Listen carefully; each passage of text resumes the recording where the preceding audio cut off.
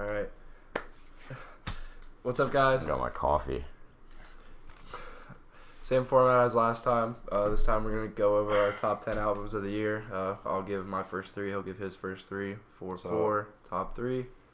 Then we'll come together, make a definitive top 10 after we go over some honorable mentions. All right, you want to start with your number 10?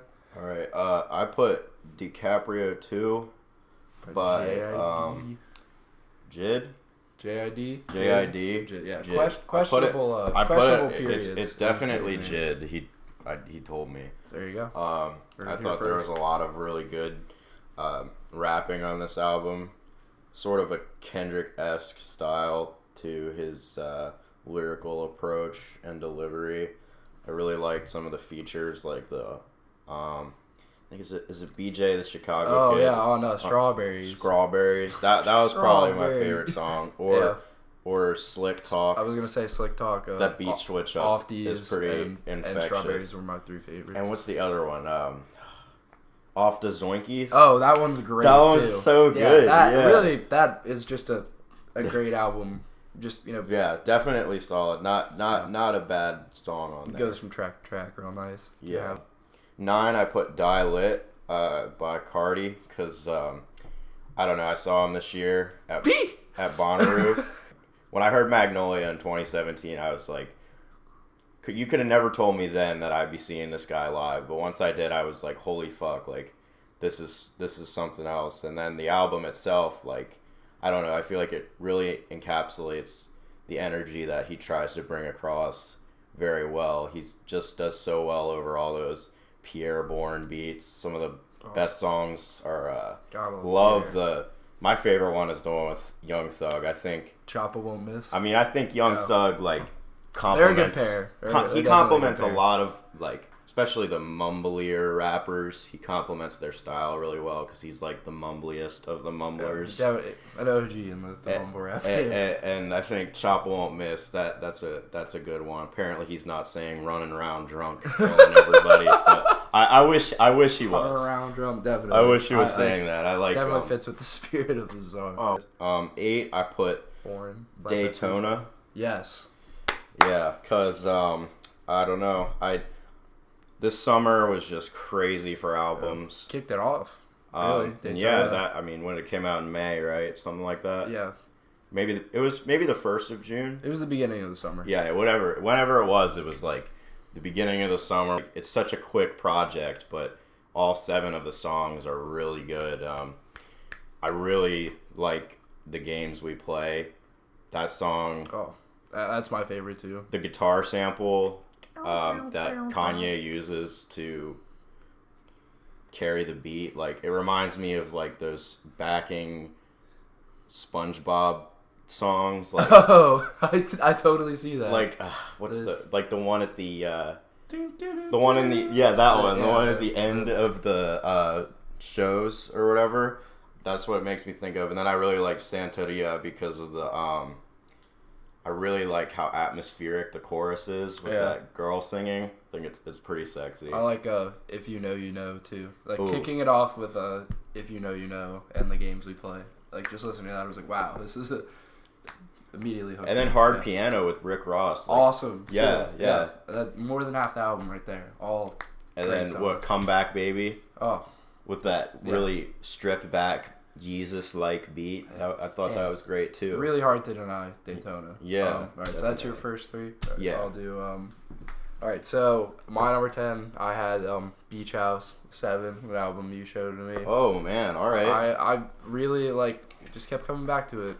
Super just atmospheric and not the again, I don't listen to a ton of indie music, but I really connected with that album and just was able to kind of zone out to it in a way that I hadn't in a long time. So I really like that one. Can't break it down too technically or anything. Just really love the. It has a lot of it has a lot there that Beach House has brought to the table with their sound in the past on their past projects. But I think on 7, this is the album that they've really kind of brought it all together. Their last really standout album in my opinion was Bloom, and that came out in 2012. And I think that was the last album that I would show to people who don't really listen to them and be like, this is a good project by them. The ones since then have been kind of inconsistent, but 7 I was really happy with this year. I love that album. All right, my number 9, I have DiCaprio too. Of course. Like we mentioned earlier, he definitely. It's hard for me to like separate the Kendrick influence, like you said, but I think if on his next project, if he kind of goes for that more like that sort of like kind of cartoonish delivery that he does, where he's like changing up his voice like a lot, like even more than Kendrick would do, like on that Off These song with J. Cole, he sort of does it a lot. A lot of those really like sporadic songs I found really interesting. So if he like kind of keeps going with that, I think he can really like make his own lane. Yeah, I think I think if you're gonna have influence by any rapper, like Kendrick's the one you're gonna want. Definitely, if you can sound like Kendrick, like take notes from Kendrick. Yeah, exactly. So. My number 8, I had Mac Miller's Swimming. I recently went back and listened to it front to back, and it's like it's just an album like sort of like Beach House, where you can kind of get lost in, and almost to a point where it's detrimental to the album. Exactly. You can swim it. Yeah, you can. You sort of like lose yourself even in between the tracks, but it's kind of a beautiful experience in that way. I really liked Hurt Feelings. It's a shame that the album came out on the same day that Astroworld dropped. Because that kind of drew back from like its it mainstream getting appeal. The attention it deserved. But like in retrospect, it's definitely a great album. Yeah, and of course, rest in peace. Yeah, of course. Rest in peace, Mac. Yeah. All right. So you got your 7 through 4. 7 I put Oxnard. By Anderson .Paak. I don't know, just like Playboy Cardi, we saw Anderson at Rue this year. Great performance. And it was probably the best concert I've ever seen. Like you just said, he's a fantastic drummer. He's a great singer. I really like the songs on this album. 6 Summers, the one that like totally hits on Donald Trump. That one's great. The one about Roadhead, I like that one a lot too.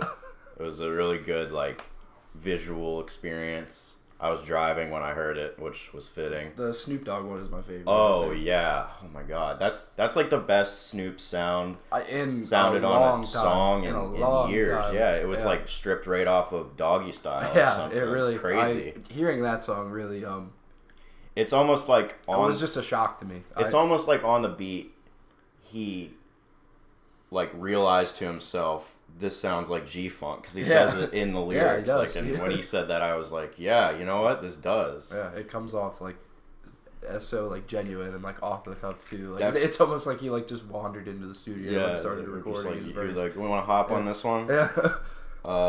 Yeah. Very good project. Tint as well. Can't not mention that. The single. Yeah, great song. Just him and Kendrick, great chemistry. Yeah. Probably one of the best things we've heard from Kendrick this year. 6, I put Ye. I was really happy with this album. I can't say this for Life of Pablo or Yeezus, but when I heard Ye, I loved it right away. Like, I loved... It's a good point. It's a really good point. The first song, what is it called? I Thought About Killing You? Yeah. Okay, so it has, like, that spoken word intro. And I don't know, I felt like that, it almost feels like Kanye is like talking to himself in, like he's like looking in the mirror or something. I don't know. And then like that song, the second half has like some. Yeah, I almost wish that it was like separated in the track list. And I know it would have killed the whole, 7 Ye theory thing, but I think I really like the actual like rap part of definitely. That song, and I kind of sometimes I wish I could like just listen to it without getting through this, but not that the intro isn't like obviously adds to the overall like theme of the album. I agree. I think in the scope of the album, the intro is necessary, but like if I want to come back to I Thought About Killing You, I'm not just gonna throw that on at a party and wait a minute and a half for the actual song to start. Mm-hmm. I think Yikes. It's probably the most well put together song on the album. Yeah. I think that chorus is really infectious. It kind of reminds me, it has a similar melody to Wolves from Life of Pablo. Yeah. The way he sings it. Damn. And then Right. his verses on the album on the song are really personal and descriptive. And then All Mine, that song, that's like one of my favorite songs of the year. I love that song. And I think like I know all the words to it, and I can't say that about a lot of songs, but I don't know, that just reminds me of like what I love about Kanye. Like it's a completely perverted, ridiculous song. Yeah. Like Ty Dolla $ign, great contribution. Oh my god, Ty Dolla $ign like did so well on albums this year. Yeah, he was on that. He was on KSG. He was on so many things. What were the other songs that I really liked? Oh, the outro song, Violent Crimes. Oh, I love that one. I really like Wouldn't Leave as well. Yeah, you do like that one a lot. I'm like okay on that one, but I would say Wouldn't Leave and No Mistakes kind of are like the two that I've come back to the least. Initially when I heard the album, No Mistakes was the song I was happiest about. Because it reminds me of a song from like Graduation. Yeah. And Graduation, up until this year, honestly, it was probably my favorite Kanye project. And, you know, if he can call back to that sound but also preserve like his progression and his sound the way he did on that song, I think that was like really a cool touch. Anytime he uses like just any like soul sample, or he any always kind kills of like it. Gospel influence, that's definitely his wheelhouse. Yeah. Even today. 5, I had 7 by Beach House, like you said. There you go. Very immersive album. I feel like some of the songs on that album are not only some of the best songs of this year, but some of the best songs of the decade. I think that Drunk in LA, that song, great. That's probably in my top 10 for this year. And I think there's a Jimmy Fallon live video of the band performing it, and I think like it really encapsulates like the atmospheric appeal of the song really well. I mean, it's just, they're like very statuesque when they're performing it, but I couldn't imagine it any other way. Yeah. And then that song Black Car with that really bassy synth. Oh yeah. You know which one? Yeah. I think when we were listening to it, that was the one you told me was your favorite. That song too. Those two are probably my favorite on the album. And that's one of those albums where I don't really like have to pick out a song to listen to. I can just sort of press shuffle if I'm driving somewhere, and it'll play, and like whatever's playing like just will sound great. And that's kind of hard to do, I would say. Yeah, definitely. And especially for that style of music, which I guess is like, it's called like dream pop, shoegaze kind of thing. I feel like the sound can be pretty inconsistent sometimes, but they did a great job keeping it interesting and kind of experimenting with different sounds. There's the one song on there, Pay No Mind, just one of the most summery songs I think I've heard in a long time. Yeah, that's a great way to describe it. Really good, like sweaty sound. Sounds like I'm just chilling on the beach in late May or something. It's dope. And then 4, I put Taboo. So good. So good. Really like what Denzel did on this one. I knew it was gonna be great. I mean, I like the way that he dropped the different part. Yeah. I thought that was really interesting. It made me excited to, a lot of days with how like kind of crowded, like, I don't know, like the streaming market can get, like, it's definitely, if 3 albums or something drop in a night, it can be difficult to, like go through all 3 of them, especially if they drop at midnight and you're awake. But the way he dropped it in 4 parts, over the course of like 12 hours or whatever, like made it super digestible, and it was super exciting whenever one of the new parts came out. Yeah. So I thought that was cool. I agree. I personally, I really liked the Act 1. I thought how the album as a whole sort of went from like, I guess it never was like light. You know? Yeah. It went from like dark to darker. Like Yeah. the end of the album, the last few songs. Black Balloons was sort of like that really should have been the opener for the light side, honestly. You think so? It just the instrumental is kind of more like upbeat. Yeah, I think Black Balloons is probably one of my favorite songs on the album. I think that's the one that Goldlink's on, right? Mm-hmm. I think that's a really good feature. And then the opening song, Taboo, that's just, I remember when I heard it, I was like, wow, this is great. It doesn't sound anything like he's done in the past, but that's okay. Yeah. Cash Machine, great. That's kind of like the party answer on the album. Up the escalators. Cash Maniac. Cash Maniac, that's Cash Machine. That's a dram. Shout out Drama. I like that. Sirens might be my favorite one on that album. Oh, yes. J.I.D.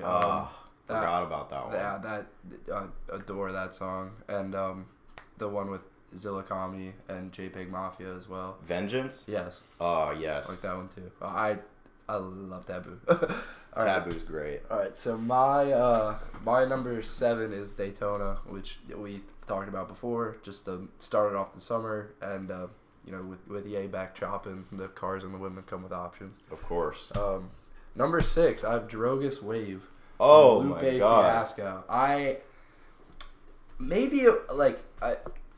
This might just be a case where my expectations for an album, I was very cautious heading into it, and that's what made me like it so much, because Lupe Fiasco was one of the first rappers I ever listened to. Yeah, me too. And I always feel like his skill and influence have been really underrated. Like he's been doing this for over a decade, and the Drogas Light project that came out early last year, I wasn't a big fan of, so going into this I didn't really know what to think. I love Tetsuo and Youth, but I still was a little cautiously optimistic going into Drogas Wave, but I thought it strikes a nice kind of balance between something like Swimming and something like DiCaprio 2, where there's a way to get lost in it, and there's very soundscapey kind of instrumentals that you can lose yourself in, but there's also really great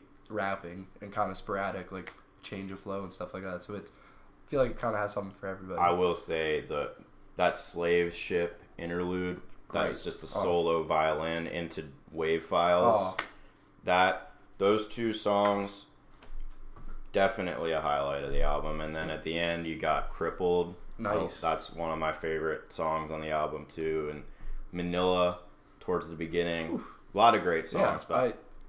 Check out Drogas Wave. Definitely an underrated project of this year. Yeah. All right. So number 5, I have Die Lit. I like this album more and more as time passed, and I think it's really impressive that Cardi was able to stand out so much amongst so many clones. And even though there's a lot of people out there kind of trying to imitate the sound that he makes, him and Pierre, I think, kind of proved with this album that they deserve a lot of credit for kind of the state hip hop is in now. Just the kind of the video game trap instrumentals is the best way I can describe them. The ones that sound like something out of Super Mario or a 90s platform. Sounds like Cardi's jumping around punching bricks. Exactly. Yeah. Another thing I like about Die Lit is when it came out I guess in May, I was chilling in my bed and I was on Spotify on my computer, and then all of a sudden at 12 a.m. just appears this black and white picture of some guy doing a front flip over a tightly packed audience in a bar, and the album's called Die Lit, and I had no idea that a Playboi Carti album was dropping, and I don't think I've ever laughed harder to myself than I did at that moment. And I love the mohawk trick. Definitely one of the reasons I love the album so much. The cover art really does kind of encapsulate what the energy that you feel listening to the album.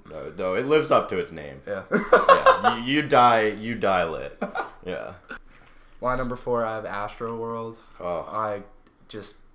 My expectations were really, really high because you guys have seen, I have a lot of love for Travis Scott's work.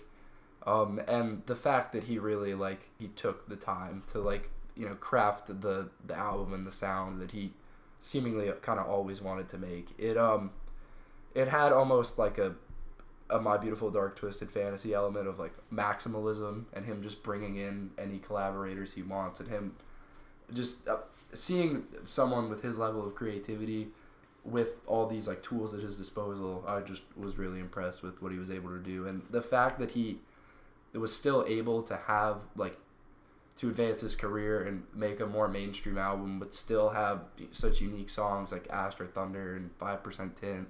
Love 5% Tint. I was again just super impressed with everything he was able to do on that album, and it's one that I've probably listened to it this year more than any other. I don't think it's the best, but I can put it on at any point in the album and go through the entire thing. It's kind of a soundtrack to 2018. Yeah, in a way. That's a great way to put it. Yeah, I agree. I see what you mean in the maximalist appeal that it shares with My Beautiful Dark Twisted Fantasy. I think like Sicko Mode with Drake, like as annoying as that song's gotten recently. Yeah, I mean, when we all first heard it, like we can't deny we thought it was. Yeah. We think it's an insane song. And the fact that it kind of changes in style similarly, the song does similarly to how the album does, I thought was really cool. That's a cool point. Yeah. Yeah.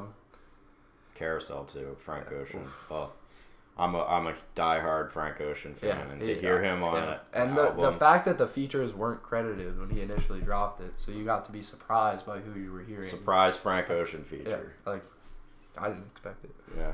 Great. All right, so your top 3. I just want to say that 2018, in my opinion, project after project wise, I've just been consistently blown away this year. Yeah. I think a lot of my favorite artists have been putting out a lot of their greatest work ever, not just in this decade, just in general.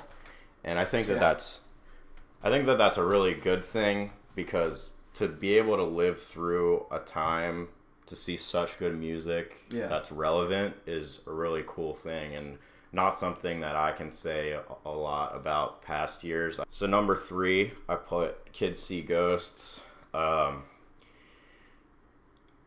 When I first heard this album, we were only able to get Feel the Love to be playing. It's the one. It sets the stage, no doubt. Great opener.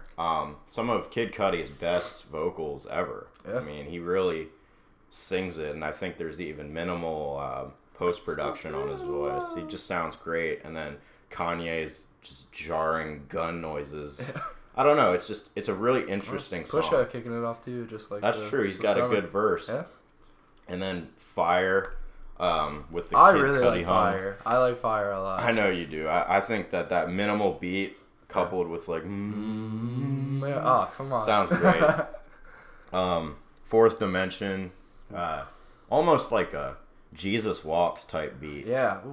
On that song, which is a crazy callback for Kanye. 2004. I mean, it's interesting. Like, I feel like in a way, Kids See Ghosts is kind of a culmination of the sound that Kanye and Kid Cudi have been trying to put across for their entire career, and I feel like on this project is the time when they both were successful in doing it, and they did it in a way that not only complemented their sound personally, but complemented each other's sound in a way that they played off of each other's kind of strengths and shortcomings. And I think that their chemistry is what makes the album so great. I think particularly in the title track and Cudi Montage, those two songs are when you can hear their chemistry the best, because I think that especially on the title track, you get a really personal look into both of their psyches. And I don't know, that Kanye verse on that song, I think is a career top 5 Kanye. I really like his verse on that song as well. I think he gives you his verse on that song, his verse on Cudi Montage are both great. His verse on Reborn too. The dome piece. Wordplay. You gotta find your own piece. So you can help you make your own piece. I agree. Just it's short, it's sweet, but it's just one of those albums you can throw it on while you're driving somewhere, and it's pretty much done when you get there, and Yep. And I you don't feel like you don't feel like you're wanting anything else after the album. You feel like it's delivered everything that you expected it to. And then that album art, I remember seeing it before the album came out, and I was like, oh my god, if this album's anything like the album art, it's gonna be awesome. And I gotta say, I mean, I'm glad that they went all out on the album art, because not only is it a great album, but it's really cool looking. Number 2, I put Little Dark Age by MGMT. I have loved MGMT pretty much my whole life since I've started listening to music. They haven't, in my opinion, really released a solid project through and through since Oracular Spectacular. And I gotta say, though, that the one that they released this year not only is a fantastic album just alone, but it's probably their best album they've ever released. It has some really interesting song topics. Like, the first song is called She Works Out Too Much, and I don't know, like, you always hear songs about relationships with kind of interesting reasons why they didn't work out, but that's such a mundane reason. I don't. I guess that's true. Yeah, no, I thought, like, when you showed me that song, I thought it was a kind of, like, an interesting and, like, unique song, and something that I didn't hear, like, a lot of. That's why I liked it. No, I agree. I think that as an opening track is a really interesting choice. It kind of gives you a taste of what you're in for, because the song When You Die is just a really hypnotic, interesting song. The whole album itself has a really, like, 1980s sound to it. It sounds a lot like something that Duran Duran or one of those new wave bands from the mid 80s would have put out. I see what you're saying. And I think that's really cool, because I think that's a sound that kind of just died off around, like, the end of that decade, and no one's really touched it since, but they kind of picked it up where it left off. And a few other artists are doing it today too, but not as popular as MGMT. And I think that that's great. And I think that the best song on that album is probably Time Spent Looking at My Phone, T-Slamp. It's a good song topic.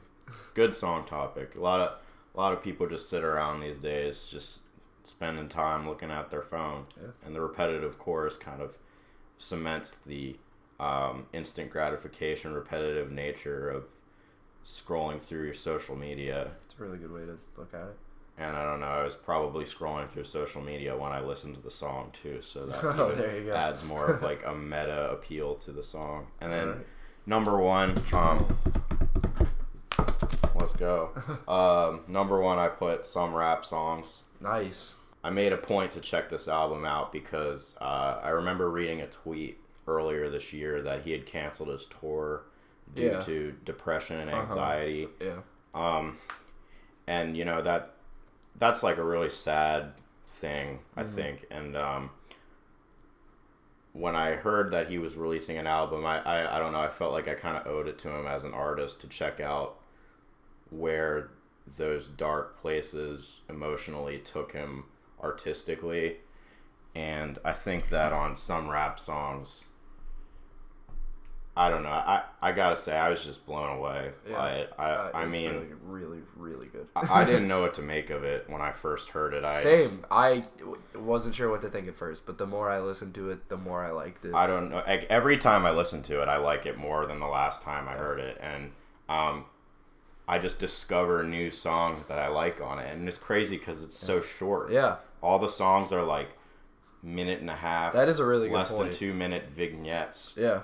They're just ruminations on a dark aspect of his deteriorating mental health. And I don't know, I think, like, the minimalism, personally, I've always thought in art less is more. Like, how it's just kind of Earl over just a musical idea in a way. Yeah. The beats are just a loop almost, and really lo-fi production, kind of just makes it sound like this was it. Like, he's just going to put this out and see what happens. Like, I don't know. I think everything about the album contributes positively to its artistic merit. And it's almost like a Jackson Pollock painting in a way, that it's just like a bunch of these sporadic emotions just splattered onto a lyrical canvas. A few of the standout songs, I really love Cold Summers. Cold Summers is that's probably the one where you can hear his voice the best. Yeah, honestly. December 24th, I really like. Yeah. I like Nowhere to Go, On the Way. The Mint might be my favorite. And then, besides Eclipse, might be my favorite song of the year. Azucar, Eclipse, To Veins, those three. Those three are great. I think they have a really interesting thematic transition in his rapping, and also the way that the Eclipse beat sort of stands in the middle of the Azucar and Veins beat is a really interesting, like, it almost sounds like Eclipse eclipses the songs. Yeah. I mean, that's the best way I can put it. I don't know. I just it sort of shares with KSG and Ye that it's so short you can just throw it on and it'll be done by the time you need to get where you're going. Mm-hmm. And I don't know. I'm a fan of that. I really like understated but complete artwork, and I think that that's exactly what Some Rap Songs is. And I think that it's my number 3. So like I'll just jump into. He's not spitting the same way he used to, where he's just trying to, like, you know, pack as many like metaphors and rhymes and multisyllabics and like it just all this crazy stuff into his lyrics. But like you said, he kind of goes with this less is more approach, where his lines are much more drawn out and simplistic, but they have a lot of like meaning and like packed language behind them. Mm-hmm. So like I think kind of the abstract like storytelling in his lyrics, like especially on that song Eclipse, there's just some gems. Like the more you listen to the album, I think the more memorable the lyrics and the instrumentals become, and it's just great all around. My number 2 is Kitsy Ghost. I just really, more than anything, what I took from that is like hearing like Cudi in top form, like with people behind him, like believing in him, and obviously with like one of his best and closest collaborators in Kanye, like really is still capable of making just some incredible and really like emotionally potent music. So I absolutely love that album. And then my number 1 of this year was Taboo by Denzel Curry. Taboo. I really just, more than anything, I just felt like it was kind of the album that I needed to hear. I felt like Denzel was kind of like just unshackled on this album. He really kind of went all out, and he had more behind him than he ever has had, and it really paid off. He's obviously just a lyrical assassin. He can handle any flow, any instrumental, and murder it easily. But on top of that, I think him kind of like slowing down his sound and making like those darker, moodier tracks like Taboo really helped round out the album with like his older projects like 32Zell and Imperial and 64. Like just the constant like spitterific tracks are amazing, and I really like all those projects too. But Taboo really kind of completed his sound for me. Wow. Yeah. And I could not be more happy and more impressed with what he did. Denzel went Super Saiyan God, Super Saiyan. He did this year. No That's doubt. That's a perfect way to put it. Yeah. That's a perfect way to put it. Some honorable mentions. It really hurt me not to put Oxnard in there. I really wanted to keep my top 8, and I wanted to have Beach House in there at 10. So the 9 spot came down to DiCaprio 2 and Oxnard, and J.I.D. just narrowly beat out Mr. Pac, but he absolutely showed out on that album. Yeah, agreed. One honorable mention for me, I think Mudboy. Yeah. Mudboy's a classic. I'm not going to deny that. I think what Sheck West did on that album is pretty... It almost is... It's really unique. It is. It's like... it's like his answer to Playboy Cardi's minimalism, but in a way that's it's more slower paced. It's better to mosh to, definitely. Yeah. And I don't know. I love all of his quirky vocal inflections, almost Lil Yachty. Like at some points, Mud Boy. Like I love all that stuff. I think Unwanted, like that song is fantastic. That's my favorite one. Gmail, that song slaps. Too. Mo Bamba, as annoying as it is now, like you can't deny that song's fire. Absolutely. No matter what, that song will always hype everybody up. The opening track kind of has this drawn out, like industrial sounding instrumental, but I don't know, it goes hard, like towards the end. Like I don't know, it just, the album goes hard all the way through. Fuck Everybody, that song. Live Sheck West, Die Sheck West. There's so many highlights to me. I think that it's gonna have a big impact on moshy bass rap. Sound. That's a really good point. And I think like going forward, he might be able to even like come out with like an album that'll be on a future top 10. Like a really, like, if he kind of refines the sound and puts it, like, I'm really excited to hear more from Sheck West.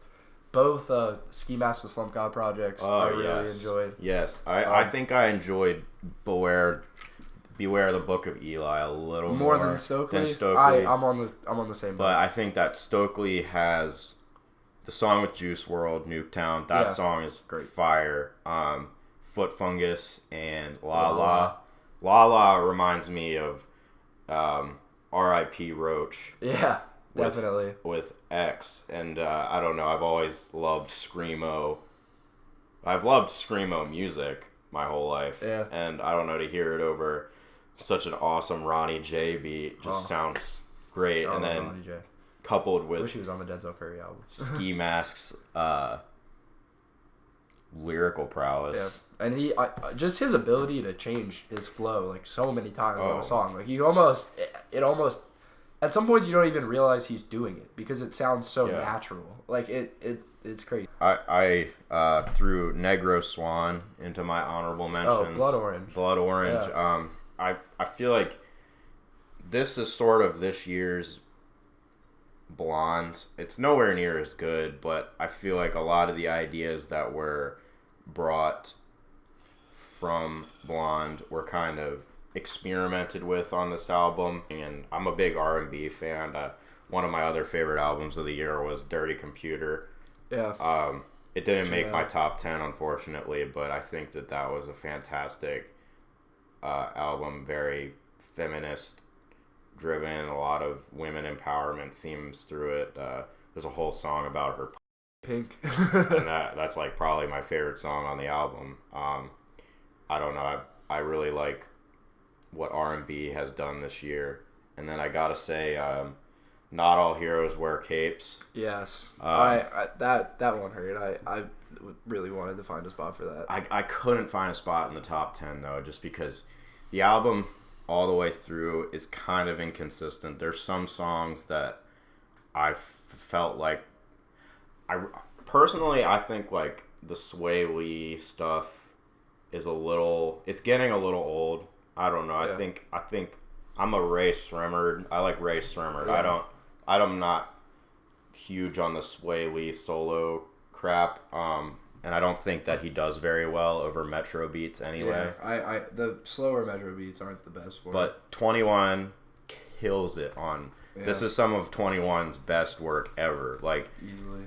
Next to Without Warning from last year, of course, I think that Don't Come Out the House, that song did so much to move the trap genre forward with the ASMR section. Post-ASMR trap. Oh my god. And then when you think he's gonna whisper the whole time, he says, y'all thought I was gonna whisper the whole time, and I was just like, yup, I did, album. But you didn't. Great album. And then Gunna on Space Cadet, that might be my favorite song. That's a fantastic song as well. Even looking back now, I'm sort of upset with myself because I feel like with Metro he wasn't afforded like a lot of artistic liberty to make this album. He sort of had to use, whatever like cuts he had that other artists didn't want to use. So I think the fact that he was able to make it like as cohesive as it was and as consistent as it was, in my opinion, I really applaud his effort. On the Run. If Young Thug's best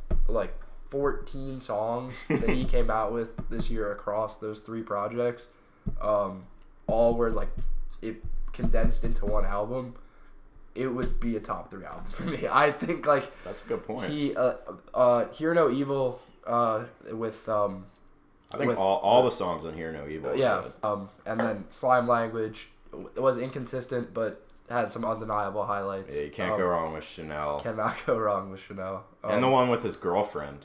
That one's amazing. Yeah, she's such a good singer. You know what it sounds like? It sounds like remember that song "Just Can't Get Enough"? Yeah, by the Black Eyed Peas. It sounds like really that. It reminds me of that sort of. Yeah. And then On the Run, I think, was probably the one I went back to more than anything. Yeah. The song with Elton John is just phenomenal. Jaden Smith as well. Yeah. I love Sin. And then what's the first one? On the Run. On the Run. That's a good song. Yeah. And then the one with the R&B guy. Oh, Climax with 6 Lack. Climax with 6 Lack. Yes, that's a good one as well. Yeah. And I also wanted to shout out my friend Liam. He's basically one of the greatest artists I know. And one of the things he listens to a lot when he's doing his work is jazz. And he sent me this record that came out this year by Kamasi Washington. Oh, yeah. I was telling you about it last night. Heaven and Earth. It's a fusion Kendrick collaborator record, and it's long. It's about an hour and a half long. A lot of the cuts are 9 minutes plus. But the composition on it is fantastic. Some of the best instrumentation I've ever heard, honestly. And I not only wanted to shout out that album, but also him. I think that of all the people that would send me such a weird and wonderful album, it would be him that would show it to me. So that was another highlight from this year. And then, of course, Astroworld. I didn't put it in my top 10 because... All right, so now we're going to create our definitive top 10 for the year 2018, at least in our eyes. Definitive top 10. So how many are shared between our lists? I don't have Oxnard, I don't have Old Dark Age, and I also don't have... Wow, I don't have Ye. Okay. And you don't have Drogas Wave, Astroworld, or Swimming. All right. I mean, but we share there's a lot of crossovers, so I feel like negotiating a definitive one won't be too difficult. Yeah. All right. You have DiCaprio 2 at 10. I have it at 9. I'll give it to you at 10. Let's do that. Yeah, so I think that's a good way to start off the list, and it's just a great album that we've expressed our love for. Yeah, a lot of great moments on DiCaprio too. 9. Okay. I've got Die Lit at 9. You've got Die Lit at 5. I'm gonna have to have Die Lit higher. Okay, that's fine. If you want to include Swimming on the list, I'm good with putting it at 9. You really think Swimming's top 10? I really think that like the more I like listen to it, especially like after his death, and the way that he actually, it's almost like a blues album. Like he really did kind of, and I think Mac's sort of artistic progress and his willingness to experiment was unfortunately sort of underrated throughout his whole life. So I think having Swimming here is a nice place for it to land. Number 8, we can go Ye. I don't know, dude. What do you think about putting Ye at number 8? If we're having Swimming on there, that's not on yours, and Ye's not on mine. So the reason why Ye didn't make it into my top 10 was I throughout like a lot of this year, especially towards the end of the summer, I felt like it was one of my 5 favorites. I was listening to it a lot, and even after Kids See Ghost came out, I initially preferred Ye.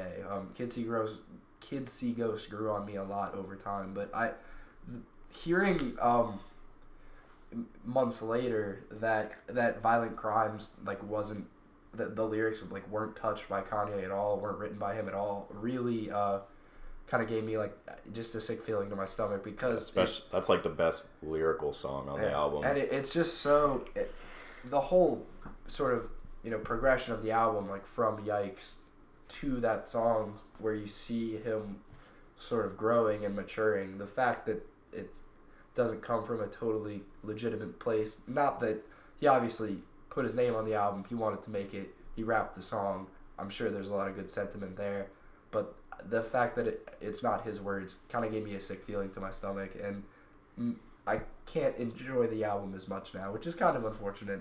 One of those sort of not wanting to know how the sausage is made type situations, but I'm good with putting Ye at 8. I think it's an all around. Honestly, it's one of his most consistent albums. Like, I like all 7 songs, so I'm totally happy putting it at 8. Okay.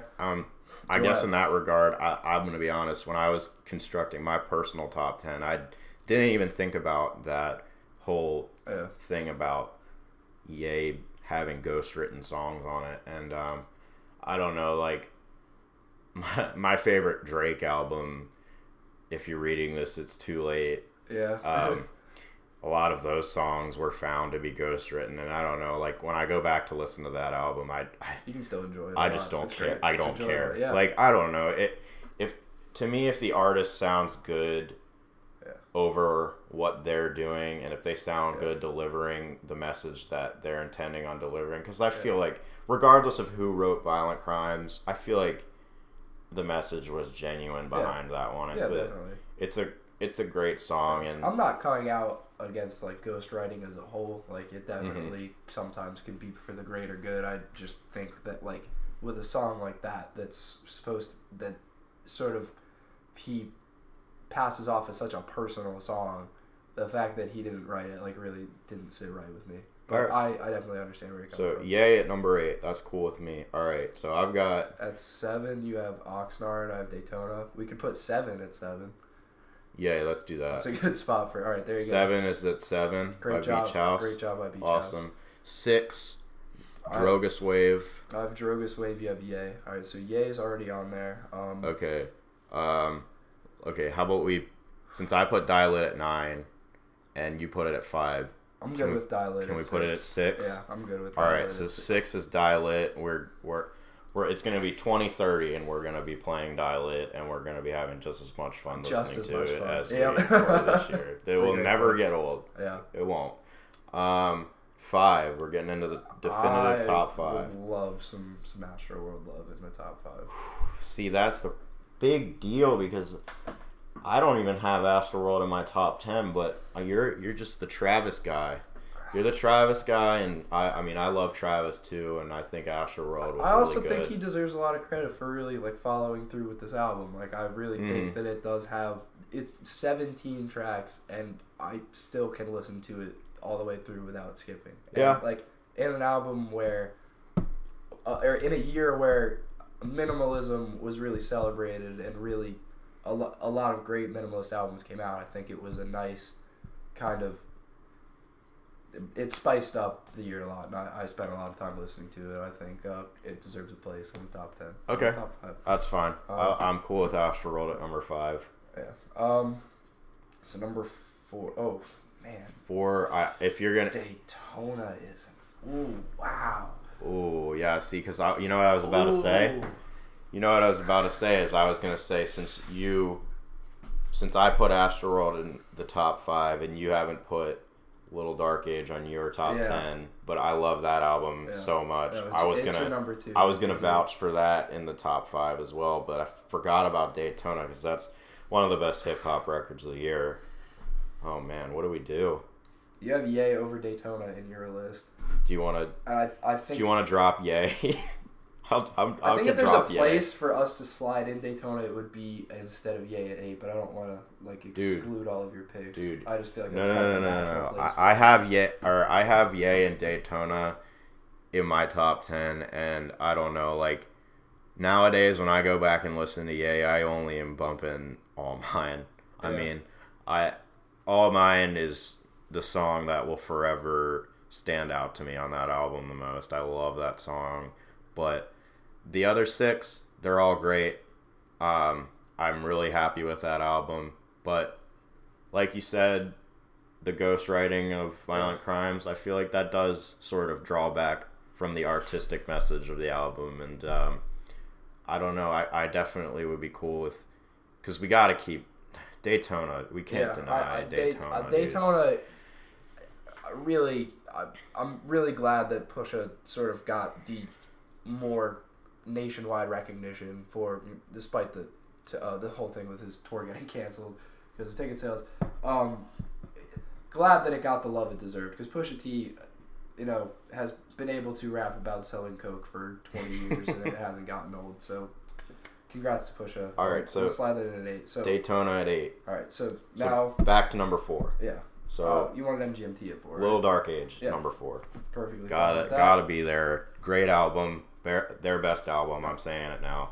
Yeah. So now we're in our top 3. Okay. And I feel like so it's between Taboo, Kid See Ghost, and some rap songs. I think should be the 3.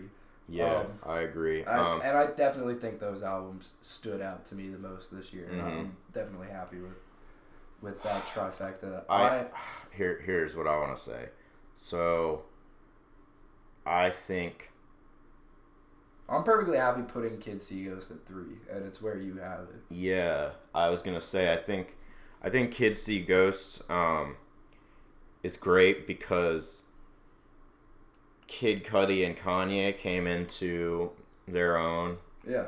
This time around, especially like you said, you've been adamant that this is the best. This is a Kid Cudi album with Kanye. I definitely think without as good as some of Kanye's performances are on it, I think Cudi makes the album. It wouldn't be what it was. And since you've told me that, I kind of I went back and listened to it a few more times with that mindset, and I gotta say I agree with you. I think Kid Cudi, it's taken him a long time to deliver what we expect from him. He's been pretty inconsistent through his career. He's got some of the best songs of the past decade. Pursuit of Happiness, and he's got some classics. Soundtrack to My Life. But this project was really good. Yeah, it was just great to see him kind of, fulfill his potential. That being said, though, Taboo and some rap songs, because they are by artists who have been in the game not as long as Kanye and Kid Cudi, but they were able to release albums that had a creative impact on their sound just as much as KSG did. Kind of speaks more to those Denzel Curry and Earl Sweatshirt's talents more so than That's a really good point. Cudi and Ye. Yeah. So I guess we just got to decide where we're gonna. Yeah, this is a coin flip, honestly. You think so? I don't know, man. I mean, I feel like they're both hip hop records, but they couldn't. I don't know. They don't really share a lot. They don't. Some rap songs is extremely focused. The titles are sort of misleading with these albums because Taboo is much more. Some rap songs. It kind of jumps around stylistically a lot more. I think that some rap songs' brevity holds it back a little. Ooh, really? How so? Well, I guess you're right. I couldn't really see it being any longer. I'm still team some rap songs. I feel like that album, it had the same impact on me this year as other standout albums from the past have had on me. And just being able to get lost in Earl's headspace. Yeah. We definitely know these are both good albums. Why do you think it's better than Taboo? What do you think keeps Taboo from being the album of the year? I think really what it boils down to is some rap songs is a better artistic statement than Taboo. I think that there's reason behind every thing on that album. The fact that the album cover art is basically what just looks like an accidental photo snapped by Earl, like when he was pulling out his phone out of his pocket to respond to someone. Like that's what it looks like to me, and the fact that it's such a disturbing picture, I think that's really cool. And then the lo-fi production, it's like he was just laying in his room and like the darkness just had these beats on his phone and it was just kind of like mumbling over them like about how he feels. And I don't know, I just think that comparatively so it has more of a impact artistically than Taboo does. I totally understand where you're coming from. I think I was just really impressed and happy for Denzel Curry that he was able to, like, especially with all the artists that like come out of Miami and like use sort of a similar sound, like the fact that he was able to really like make a whole album like built around that sound, but that still, you know, sounded diverse sonically and touched on, you know, there's a song for every mood. In my opinion, like, you know, Sirens has a lot of great political commentary, and he gets really personal, like talking about his dead brother. But then you have Black Balloons and songs like Cash Maniac. I was just really impressed with everything he did, and if I were to poke holes in some rap songs, which I really love, I would definitely say that I wish the beats were a little bit more varied. I know Earl takes a lot of influence from MF Doom, and one thing MF Doom was known for was just rapping over really out there beats, like the song Accordion comes to mind, which has an accordion on it. And I wish Earl would sort of use more out there things like this, because I think he would sound really cool over them. Not that the production on that album is bad, because it really does set a tone and a mood that fits his bars perfectly. But yeah, that's my case for Taboo. Okay.